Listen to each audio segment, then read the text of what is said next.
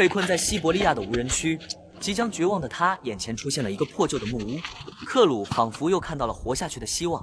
难道说这里就是充满物资的猎人小屋吗？看屋顶的样子，这里应该是废弃很久了。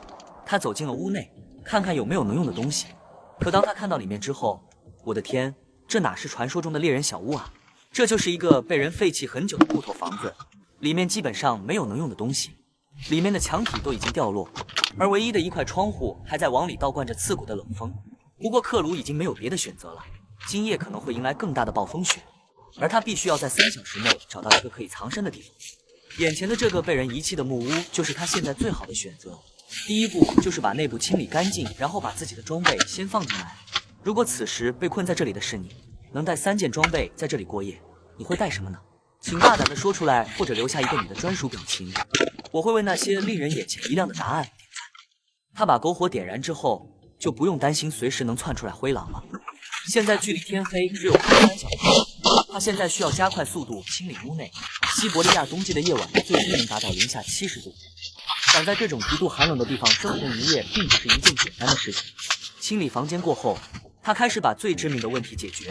由于条件有限，他只能利用塑料薄膜把窗户封上，里面铺一层之后，外面也铺了一层，这可以让2层薄膜之间形成特殊气体，更有效地阻挡了外面的冷空气进入屋内。克鲁从装备里面拿出来了一个秘密武器，壁挂炉可以让这个不大的小屋瞬间温暖起来。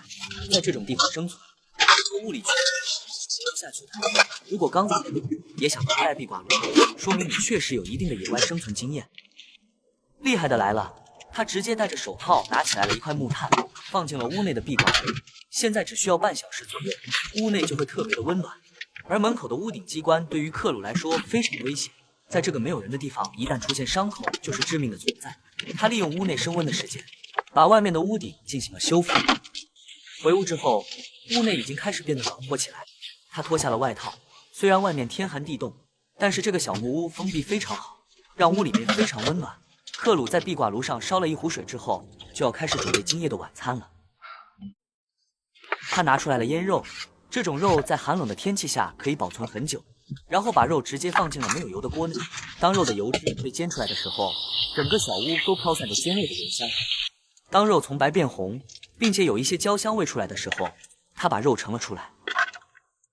接下来他把面饼放进了刚才煎肉的油里，当碳水碰撞到油脂，这个面饼散发着非常香的味道。克鲁面对眼前的美食，也开始大口地享受起来这些美食给他带来的满足感。此时西伯利亚的黑夜降临，外面天寒地冻，寒风凛冽，仿佛能吞噬一切带有温度的东西。而克鲁却在这极寒的环境下躲在了温暖的小木屋里，这个地方就是他今夜最温暖的港湾，他也终于可以好好的睡一觉了。